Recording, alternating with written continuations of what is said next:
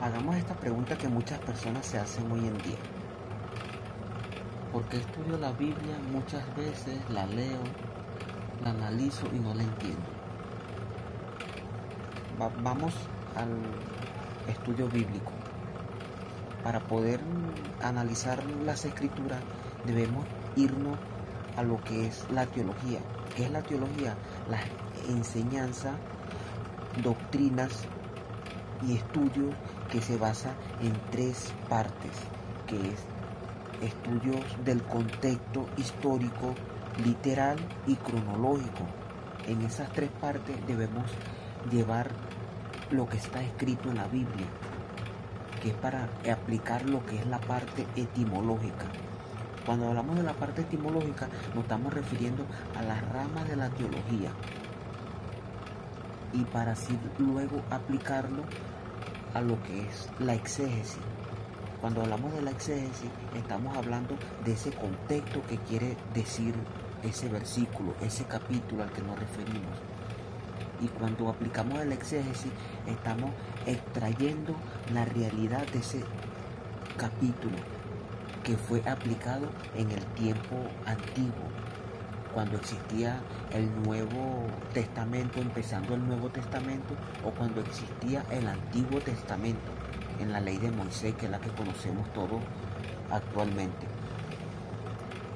Cuando se refiere al contexto del exégesis, es en la manera como podemos aplicar la palabra que está escrita del Antiguo Testamento y el Nuevo Testamento, de cómo se aplicaba antes a cómo lo podemos llevar hoy actualmente. Esa es la manera exegética.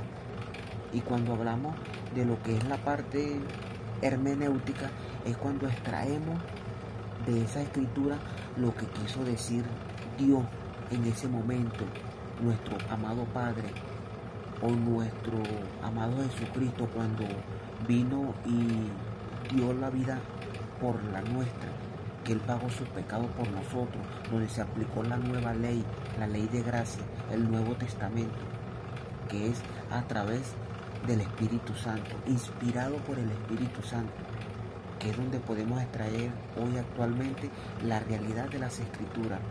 Y para esto tenemos que orar, hermanos, tenemos que orar, empezar a orar, pedirle al Señor que nos guíe, nos dé sabiduría, nos aplique el discernimiento, el entendimiento de esas palabras.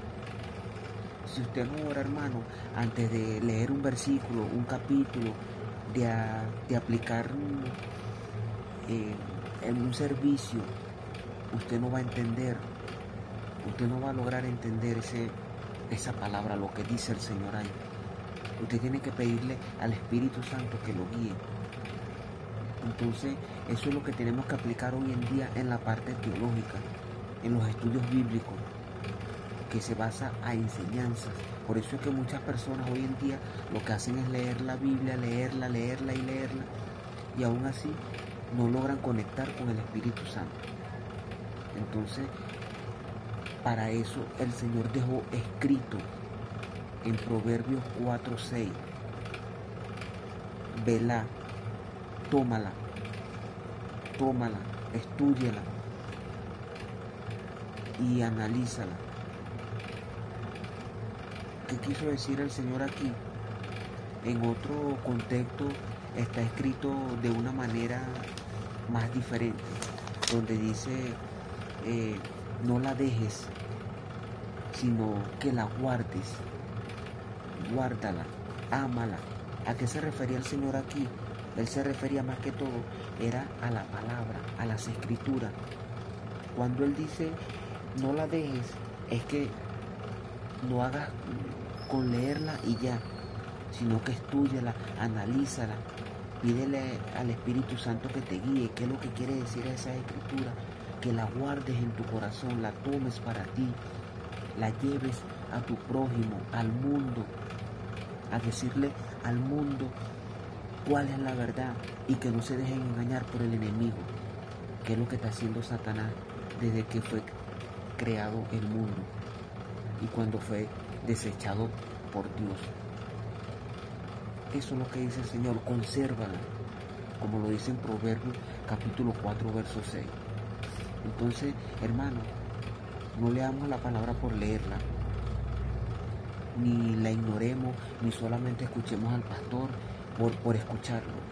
Tenemos que mantener una conexión con el Señor, y eso lo podemos hacer con el Espíritu Santo.